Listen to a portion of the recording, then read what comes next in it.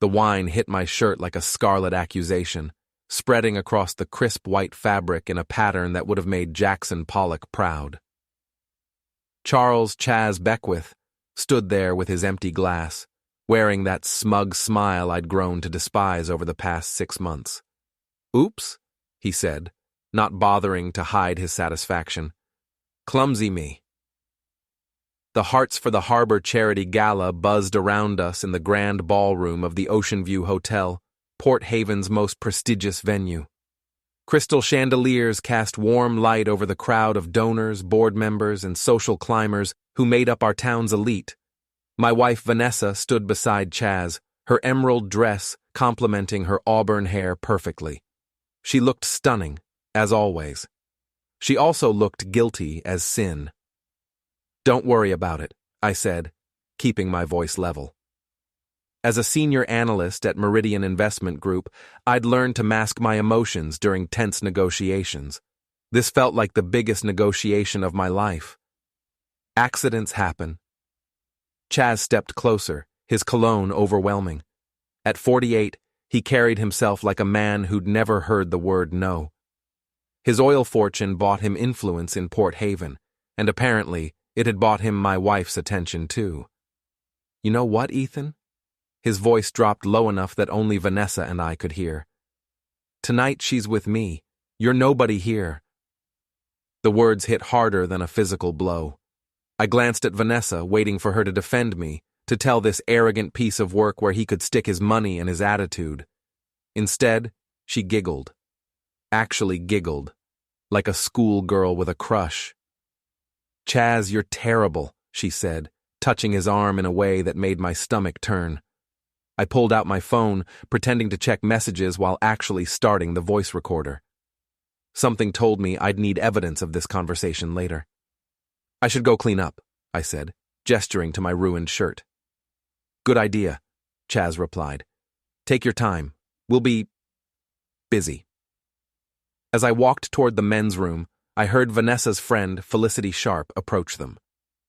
Felicity worked in public relations and had the kind of sharp tongue that could cut glass. She was also Vanessa's closest confidant and biggest enabler. "Is he gone?" Felicity's voice carried just enough for me to hear. "Finally," Vanessa replied. "Did you get the suite key from the concierge?" "Room 1247. Chaz's generosity really knows no bounds, doesn't it?" My feet stopped moving. The hallway suddenly felt like it was closing in around me. A hotel suite. Of course. I should have seen this coming months ago when Vanessa started working late, when she began dressing differently, when she stopped looking me in the eye during conversations. I ducked into an alcove and watched as Chaz handed Vanessa a small envelope. She slipped it into her purse with practiced ease. How long had this been going on? How many charity events had been cover stories for their affair? The men's room was empty, which gave me time to think. In the mirror, I looked at my wine-stained shirt and saw something I hadn't noticed before. Determination. For 3 years, I'd watched Chaz throw his weight around Port Haven like he owned the place. He funded half the charities, sponsored the yacht club, and had his name on a wing of the hospital. People kissed his ring because his money made their causes possible. But money wasn't everything. Information was power, and as someone who analyzed financial data for a living, I knew how to find information others missed. I returned to the ballroom and spotted Vanessa's purse on our table. She was across the room, hanging on Chaz's every word, as he regaled a group with some story about his latest business conquest. The purse sat unguarded, practically begging for attention. Before we deeper into this story, I have one small request. Please subscribe, drop a like, comment, and hit that hype button to boost this channel so more people can discover these incredible Reddit stories. A quick glance around confirmed no one was watching. I slipped my hand inside and found her phone. No passcode. She'd always been careless about security. What I found in her messages made my hands shake. Months of explicit conversations with Chaz.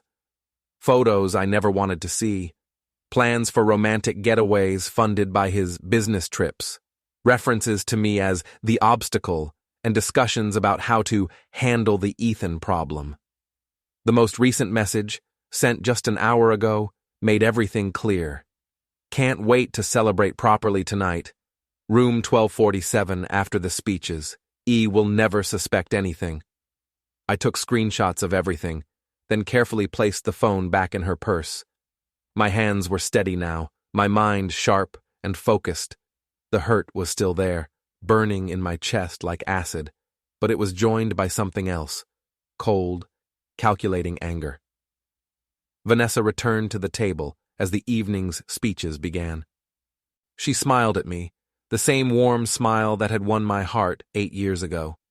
Now it looked like a mask hiding something rotten underneath. "How's your shirt?" she asked, touching my arm with fake concern. "It'll wash out," I replied, "just like everything else." She didn't catch the double meaning, but she would soon enough. As the charity's president droned on about community support and generous donors, I was already planning my next move. Chaz thought he held all the cards because he had money and influence. What he didn't realize was that I held something more valuable: access to his financial records. Meridian Investment Group managed portfolios for half of Port Haven's wealthy elite, including Charles Beckwith. His accounts crossed my desk regularly, and I'd noticed some interesting patterns in his transactions. Nothing illegal, but certainly questionable for someone who claimed to be a philanthropist. The speeches ended, and people began mingling again. Vanessa excused herself to powder her nose, which I knew meant she was heading upstairs to meet her lover. I watched her go, memorizing every detail of this moment. This was the last time she'd lie to my face and get away with it. "Ethan!" Sam Rodriguez approached with a concerned expression. Sam had been my college roommate, and was now Port Haven's best cybersecurity consultant. "You look like someone stole your lunch money." "Something like that," I said, then made a decision that would change everything. "Sam, I need your help with something. Can you meet me tomorrow morning?" "Sure, buddy. Everything okay?" I looked across the room where Chaz was schmoozing potential investors, probably planning to use their money to fund more hotel suites for his affairs. Then I thought about Vanessa upstairs, preparing to betray our marriage vows again. "Everything's about to be perfect," I said. I was already dressed and drinking coffee when Vanessa stumbled through the front door at 6:30 a.m., still wearing her emerald gala dress and carrying her heels. Her makeup was smeared, her hair disheveled, and she reeked of Chaz's expensive cologne. "You're up early," she said, avoiding eye contact as she headed for the stairs. "Couldn't sleep," I replied, sipping my coffee. "Funny thing about insomnia. It gives you time to think." She paused on the third step, her hand gripping the banister. "Think about what?" "Oh, this and that. Work stuff mostly. Did you know that financial patterns can tell you almost everything about a person? Their habits, their secrets, their lies." Vanessa turned around, and for the first time in months, she really looked at me. What she saw must have unsettled her, because her face went pale. "Ethan, what are you talking about?" I set down my coffee mug and smiled. "Nothing important. Go get some rest. You look exhausted." She hurried upstairs, and I heard the shower running a few minutes later. While she cleaned off the evidence of her night with Chaz, I got to work. The first call was to Sam. "I need you to come over. Bring your laptop and that scanner you use for document recovery." "This early? What's going on?" "I'll explain when you get here. And Sam, this stays between us." The second call was to my office. "Hi, this is Ethan Hale. I need to review the Beckwith portfolio today. Yes, I know it's Saturday. I'll be in around noon." The third call was to Meridian's IT department. As a senior analyst, I had legitimate reasons to access client files, but I wanted to make sure everything I did was properly documented and above board. If this was going to work, it had to be completely legal. Sam arrived 30 minutes later, looking curious and concerned. My college buddy had aged well, still tall and lean, with the kind of sharp intelligence that made him excellent at his job. He specialized in digital forensics and had helped several law firms uncover electronic evidence in divorce cases. "Okay, spill," he said, setting up his equipment on my kitchen table. "What's this about?" I handed him printouts of Vanessa's text messages. His expression grew darker as he read. "Jesus, Ethan. I'm sorry. How long has this been going on?" "Months, maybe longer. But here's the thing. I'm not just going to roll over and take it. Chaz Beckwith thinks he can buy whatever he wants, including my wife. I'm going to show him that some things aren't for sale." Sam looked intrigued. "What do you need from me?" "Complete digital security audit of our home network, all devices, everything. I want to know exactly what information Vanessa has access to, and I want to make sure she can't access anything going forward." "That's easy enough. What else?" "Background research on Charles Beckwith, financial records, business dealings, social media presence, everything you can find legally. The man has enemies. People with his kind of money always do. I want to know who they are." Sam's fingers were already flying over his keyboard. "This is going to be fun. I never liked that guy anyway. Remember when he tried to buy the waterfront park to build condos?" I did remember. Chaz had attempted to purchase Port Haven's beloved Seawall Park through a shell company, planning to demolish it for luxury housing. The town had fought back, but it had been a close thing. The incident had revealed Chaz's true character. He saw everything in terms of profit and loss, including things that should have been sacred. "Found something already," Sam said, pointing at his screen. "Beckwith's been having cash flow problems. His oil investments took a hit last quarter, and he's been moving money around to cover losses. Some of these transfers look creative." I leaned over his shoulder to look at the financial data. Sam was right. The patterns were suspicious. Not illegal, but definitely the kind of thing that would interest the IRS if they knew where to look. "Can you trace where this money is coming from?" "Give me an hour." While Sam worked, I went upstairs to check on Vanessa. She was asleep in our bed, snoring softly. I studied her face, trying to remember when I'd stopped recognizing the woman I married. She'd always been ambitious, but somewhere along the way, ambition had turned into something uglier. Her phone was charging on the nightstand. I picked it up and found 17 new messages from Chaz, each one more desperate than the last. "Where did you go this morning?" "We need to talk about your husband. Call me immediately. This is important, V." The last message, sent just 20 minutes ago, made my pulse quicken. "Your husband knows something. We have a problem." I smiled and put the phone back. Chaz was right. He did have a problem. He just didn't know how big it was yet. Downstairs, Sam had made significant progress. "Your wife's been busy," he said, showing me a timeline he'd created. "She's been photographing documents from your home office, forwarding your emails to an encrypted account, and sharing your calendar with someone using a burner phone. She's been spying on me?" "For at least 6 months, but here's the interesting part. The encrypted account belongs to a private investigation firm in Boston. Someone's been paying for professional surveillance." The pieces clicked into place. Chaz hadn't just seduced my wife. He'd recruited her as a spy. He'd been using her to gather information about his own financial portfolio, probably looking for ways to hide assets or manipulate his investments. "Can you trace the payments?" "Already did. The money comes from a shell company owned by, guess who? Charles Beckwith. Bingo. He's been paying your wife $5,000 a month to spy on you. Technically, it's legal since you're married and she has access to your home office, but ethically? It's disgusting." I felt something cold and sharp settle in my chest. The affair was bad enough, but this was betrayal on a completely different level. Vanessa hadn't just cheated on me, she'd sold me out for money. "Sam, I need you to do something else. Can you set up monitoring on all our accounts and devices? I want to know every move she makes from now on." "Consider it done. But Ethan, what are you planning?" I looked out the kitchen window at the Victorian houses lining our street.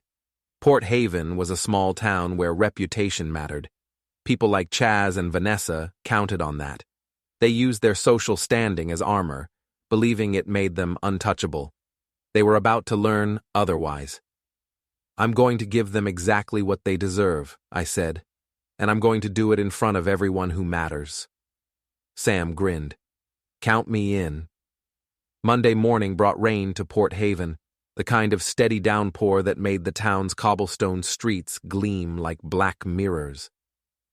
I sat in my office at Meridian Investment Group, surrounded by computer monitors displaying Charles Beckwith's financial empire in all its questionable glory. 3 days of research had revealed a pattern of behavior that would have impressed a mob accountant. Chaz moved money through a maze of shell companies, charitable foundations, and offshore accounts. Nothing technically illegal, but definitely the kind of creative bookkeeping that raised eyebrows. More importantly, I'd discovered his weakness. "Ethan?" Ivy Chen, one of our junior analysts, knocked on my office door. At 26, she was brilliant with numbers and had an instinct for finding discrepancies that others missed. "Do you have a minute?" "Always. What's on your mind?" She closed the door and sat across from my desk, looking nervous. "I've been reviewing the Beckwith portfolio like you asked, and I found some irregularities." I leaned forward, interested. "What kind of irregularities?" "Well, he's been making large donations to various charities, which is normal for someone in his tax bracket. But several of these charities don't seem to exist beyond paperwork. They have websites, board members, even tax filings, but no actual operations. Fake charities? That's what it looks like. He donates money, takes the tax deduction, but the money just circulates back to his other companies through consulting fees and administrative costs. It's like a shell game." I smiled. Ivy had just handed me the ammunition I needed. "Can you document everything? I want a complete paper trail." "Already done," she said, handing me a thick folder. "But Ethan, why are you investigating one of our biggest clients?" "Because sometimes the biggest clients are the ones who need the most watching." After Ivy left, I called Sam. "How's the surveillance going?" "Your wife's been busy. She met with Chaz twice yesterday, and they're planning something for tonight. They keep mentioning the recording and damage control." The recording. They must have figured out that I'd captured Chaz's confession at the Gala. Now they were trying to get ahead of it, probably planning to spin the situation in their favor. "Where are they meeting?" "The Barnacle, 8 o'clock. The Barnacle was Port Haven's grittiest bar, the kind of place where dock workers and fishermen went to forget their troubles. It was also the last place anyone would expect to find Charles Beckwith and Vanessa Hale, which made it perfect for what I had in mind. "Sam, how would you like to help me crash a party?" "I thought you'd never ask." That evening, I arrived at the Barnacle 30 minutes early. The bar was exactly what you'd expect: dim lighting, sticky floors, and the permanent smell of cigarettes and spilled beer. A handful of regulars nursed drinks at the bar while a baseball game played on the ancient television. I chose a corner booth with a clear view of the entrance and ordered a whiskey. Sam arrived a few minutes later, carrying a laptop bag and looking distinctly out of place in his button-down shirt and khakis. "This place is charming," he said, sliding into the booth across from me. "Wait until you see tonight's entertainment." Chaz and Vanessa arrived precisely at 8, both looking uncomfortable in the blue-collar surroundings. Chaz wore jeans and a polo shirt, probably the most casual outfit he owned, while Vanessa had opted for simple black slacks and a sweater. They thought they were being inconspicuous, but they stood out like diamonds in a coal bin. They took a table near the back, speaking in hushed tones. I couldn't hear their conversation, but their body language told the story. Chaz was agitated, gesturing emphatically while Vanessa tried to calm him down. Whatever they were planning, it wasn't going well. "You getting this?" I asked Sam. He patted his laptop bag. "Every word. High-gain microphone with digital recording. We'll have a complete transcript within an hour." 20 minutes later, their conversation grew heated. I caught fragments. Can't let him. And reputation is everything. And take care of it permanently. That last phrase made my skin crawl. What exactly were they planning to do to take care of me? I didn't have to wait long to find out. Vanessa pulled out her phone and made a call, speaking quietly but urgently. When she hung up, she looked satisfied.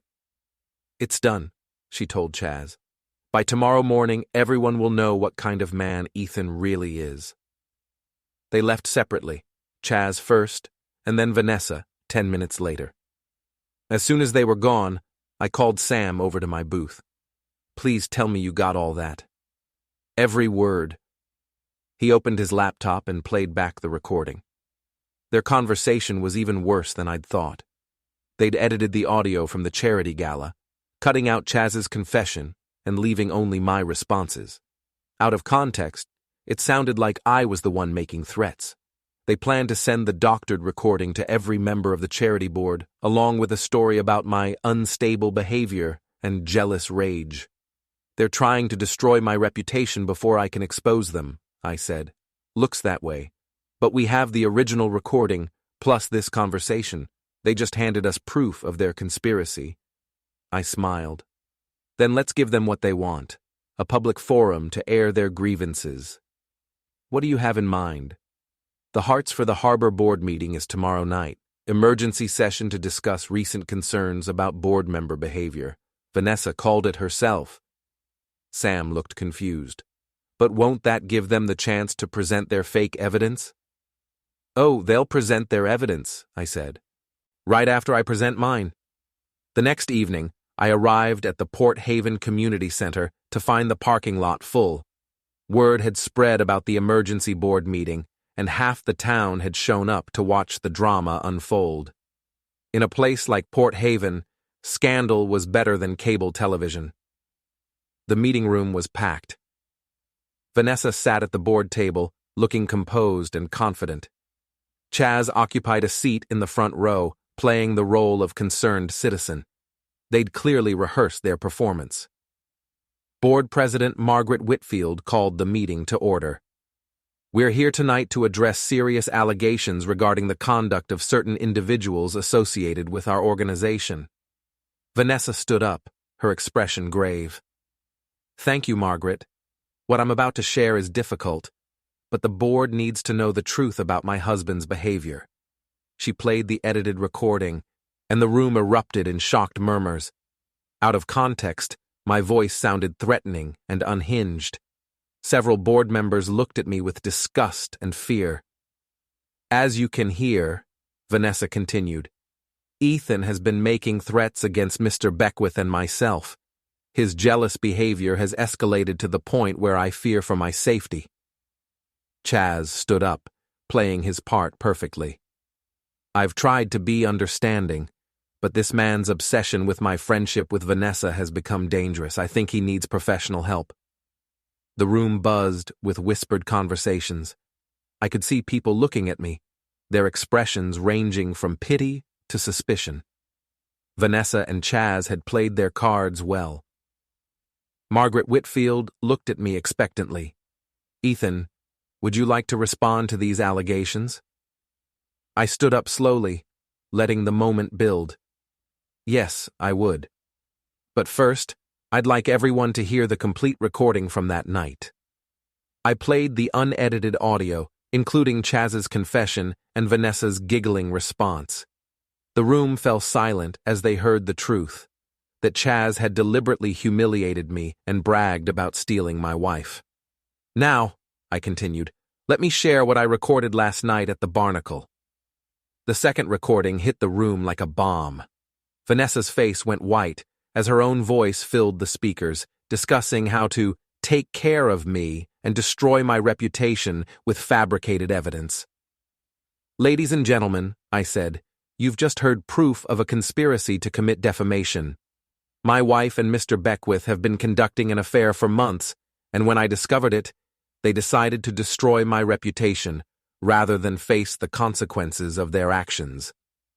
The room erupted. Board members shouted questions. Spectators gasped and whispered. and reporters scribbled frantically in their notebooks. In the chaos, I noticed Chaz heading for the exit. "Oh, and Mr. Beckwith?" I called out, stopping him in his tracks. "You might want to check your investment accounts. I think you'll find some interesting surprises waiting for you." His face went pale. He knew exactly what I meant. The next morning, Port Haven buzzed with gossip about the previous night's revelations. The local newspaper ran the story on the front page. Charity board, rocked by affair scandal. By noon, everyone in town knew that Vanessa Hale and Charles Beckwith had been caught in a web of lies and manipulation. I sat in my office, feeling oddly calm for the first time in months. The truth was finally out, and the weight of carrying that secret alone had lifted from my shoulders. But I wasn't finished yet. Exposing their affair was just the opening move. My desk phone rang. "Ethan Hale." "This is Charles Beckwith." His voice was tight with barely controlled rage. "We need to talk." "I'm listening. Not over the phone. Meet me at the seawall in 1 hour. Come alone." The line went silent. I stared at the phone, wondering what Chaz thought he could accomplish with a face-to-face confrontation. The seawall was Port Haven's rocky breakwater, a desolate stretch of granite blocks that protected the harbor from storms. It was also isolated enough for a private conversation, or something worse. I called Sam. "Chaz wants to meet at the seawall. I think he's getting desperate." "That doesn't sound safe. You want backup?" "No, but keep your phone on. If you don't hear from me in 2 hours, call the police." The seawall stretched into the Atlantic like a stone finger, waves crashing against its sides in steady rhythm. Chaz was already there when I arrived, standing near the end with his back to the parking area. He looked smaller somehow, diminished by recent events. "You've made a serious mistake," he said, without turning around. "Have I? From where I stand, it looks like I've simply told the truth." He spun to face me, his face flushed with anger. "The truth? You think you know the truth? Your wife came to me, Ethan. She was lonely, neglected, tired of being married to a man who cared more about spreadsheets than his own family." "Is that what she told you?" "She didn't have to tell me anything. I could see it in her eyes. You never appreciated what you had." I laughed, surprising both of us. "You're right about one thing. I never appreciated having a wife who would spy on me for money. That was definitely an oversight on my part." His confident expression faltered. "What are you talking about?" "The $5,000 a month you've been paying Vanessa to photograph my documents and forward my emails. Did you really think I wouldn't find out?" Chaz's face went pale. "You can't prove that." "Actually, I can. Electronic transfers, encrypted communications, even photographs of the documents she stole from my home office. It's all documented, time-stamped, and completely admissible in court." "You're bluffing." I pulled out my phone and showed him a screenshot of one of his wire transfers to Vanessa's secret account. "Am I?" He stared at the evidence, his hands shaking slightly. "What do you want?" "I want you to understand that actions have consequences. You thought you could buy anything. My wife's loyalty, her cooperation in spying on me, even her silence about your questionable business practices. But some things aren't for sale. My business practices are perfectly legal." "Are they?" "Because I've been analyzing your charitable donations, and I've found some interesting patterns. Fake charities, circular money transfers, tax deductions for organizations that exist only on paper. The IRS would find it fascinating reading." Chaz took a step back, his bravado crumbling. "You can't do this. I have lawyers, connections, influence in this town." "You had influence, past tense. Do you really think people will trust a man who seduces other men's wives and pays them to spy on their husbands? Your reputation is finished, Chaz.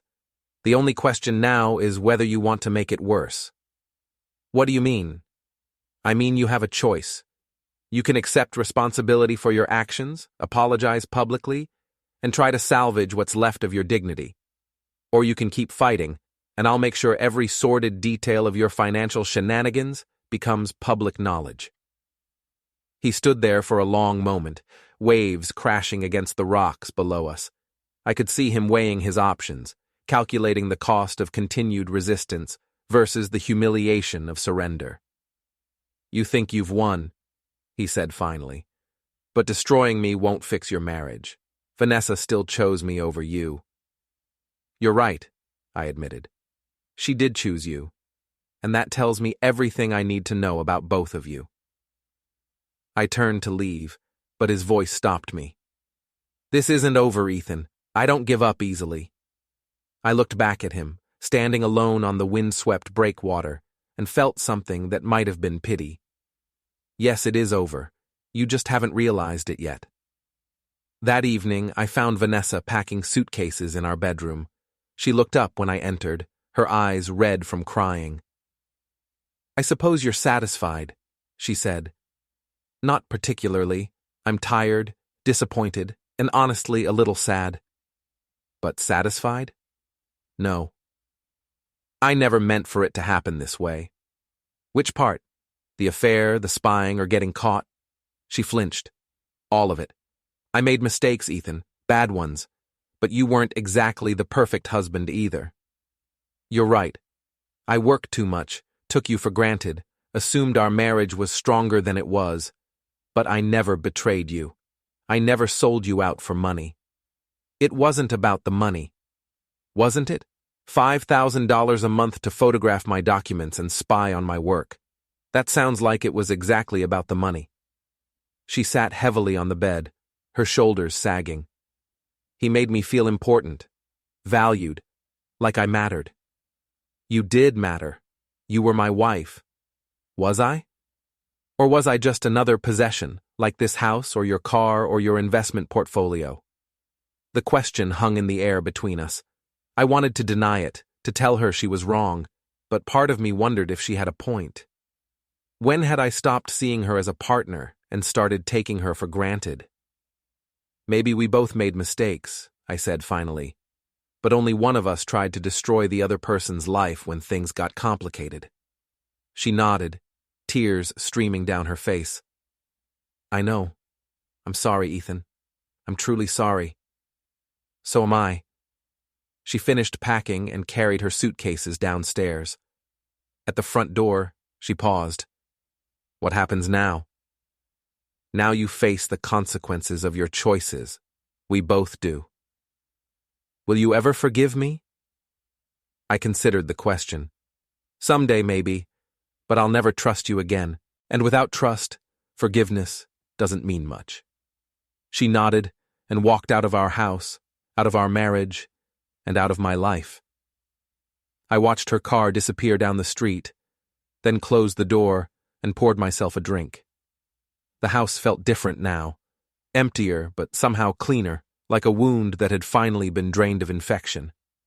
Tomorrow would bring lawyers and paperwork and the messy business of untangling 8 years of shared life. But tonight, for the first time in months, I felt like I could breathe. 2 weeks later, Port Haven's social elite gathered for what would become the most talked-about charity event in the town's history. The annual Autumn Harvest Gala was supposed to be a celebration of community spirit and philanthropic achievement. Instead, it became the stage for the final act of my revenge against Charles Beckwith and Vanessa. I hadn't planned to attend. The divorce papers were filed, Vanessa had moved in with her sister in Boston, and Chaz had been keeping a low profile since our confrontation at the seawall. But then Margaret Whitfield called with an interesting proposition. "Ethan, I know this is awkward, but we need you at the gala tonight." "I think I've had enough of charity events for a while, Margaret. The board voted to present you with an award, the Community Service Recognition, for your contributions to transparency and charitable organizations." I almost laughed. The board was trying to distance themselves from the scandal by positioning me as a whistleblower rather than a wronged husband. Politics in a small town were always complicated. "What kind of contributions?" "Your research into fraudulent charities has been invaluable. The State Attorney General's office has opened investigations into 3 organizations based on your findings. You've potentially saved donors millions of dollars. That was news to me. I'd shared Ivy's research about Chaz's fake charities with the appropriate authorities, but I hadn't expected such quick action. Will Chaz be there tonight? He's supposed to present the evening's keynote address, something about overcoming adversity in business. The board couldn't cancel without cause. He's still our largest donor. And Vanessa? She resigned from the board last week. Officially, she's focusing on her career transition. I made my decision. I'll be there. The Ocean View Hotel ballroom looked exactly the same as it had 6 months earlier, but everything else had changed. The same crystal chandeliers cast warm light over the crowd, but now people whispered behind their hands when they saw me. Some looked sympathetic, others curious, a few openly hostile. I'd become Port Haven's most notorious resident, and everyone had an opinion about my actions. Sam met me at the bar, looking sharp in his tuxedo. You sure about this? Too late to back out now. Any word from Vanessa? Her lawyer called yesterday. She's contesting the divorce, claiming I destroyed her reputation maliciously.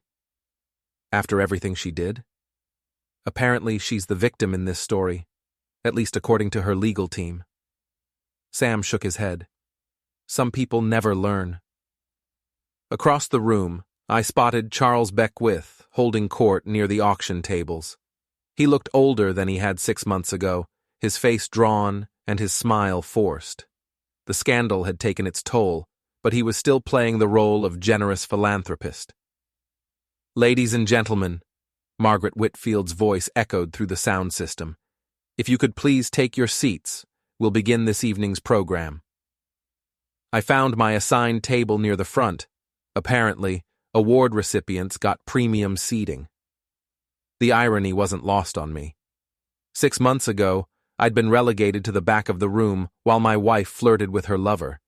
Now, I was being honored for exposing their corruption. The evening's program began with the usual speeches about community spirit and charitable giving. I half listened, my attention focused on Chaz at the head table. He kept checking his phone, looking increasingly agitated as the evening progressed. And now, Margaret announced, please welcome our keynote speaker, Charles Beckwith. Chaz approached the podium to polite applause. He looked confident, but I could see the tension in his shoulders, the slight tremor in his hands as he adjusted the microphone. Thank you all for being here tonight, he began. I want to talk about resilience, about overcoming challenges, about the importance of community support during difficult times. It was a well-crafted speech, clearly written by a professional. He talked about business setbacks, personal struggles, and the power of redemption. He never mentioned the scandal directly, but everyone in the room understood the subtext. This was his attempt at rehabilitation, his bid to reclaim his position in Port Haven society. We all make mistakes, he continued, but it's how we respond to those mistakes that defines our character. Do we let them destroy us, or do we learn from them and become stronger? The audience was warming to him.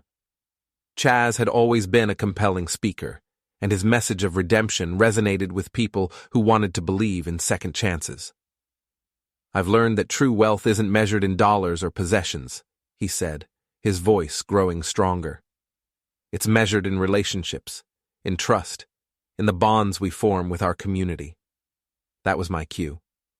I stood up, my movement drawing attention from across the room. Excuse me, I said, my voice carrying clearly in the hushed ballroom. I have a question about trust. Chaz's face went pale. This isn't really the time for... Actually, I think it's the perfect time. I walked toward the podium, every eye in the room following me. You just talked about trust and relationships. I'm curious, how does paying someone's wife to spy on them fit into that philosophy? The room erupted in whispers. Margaret Whitfield looked horrified, but she didn't try to stop me. This was better theater than anything they'd planned. Ethan, please, Chaz said, his composure cracking. This isn't appropriate. Isn't it? You're asking these people to trust you with their charitable donations to believe you've changed. But have you told them about the 3 fake charities the state attorney general is investigating? Have you mentioned the shell companies you used to launder donation money back to yourself? Those allegations are completely false. Are they? I pulled out my phone and connected it to the ballroom sound system. Let's listen to a conversation you had with Vanessa just 3 days ago. I played the recording Sam had captured outside Vanessa's sister's apartment in Boston. Chaz and Vanessa discussing how to hide assets, how to discredit my testimony, how to weather the storm until people forgot about the scandal. The ballroom fell silent, except for the sound of their voices plotting their next deception. When the recording ended, the silence stretched for what felt like an eternity. "Ladies and gentlemen," I said, "this is what redemption looks like according to Charles Beckwith. Not acknowledgement of wrongdoing, not genuine remorse, but more lies and manipulation." Chaz stepped back from the podium, his face flushed with rage and humiliation. "You have no right. I have every right. You destroyed my marriage, corrupted my wife, and tried to ruin my reputation when I discovered your crimes. Now everyone gets to see who you really are." He looked around the room, searching for support, for someone to defend him.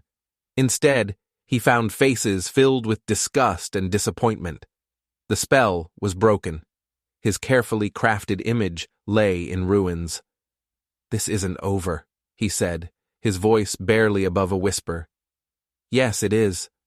I walked back to my table, leaving him standing alone at the podium. "It's been over since the moment you decided to mess with my life."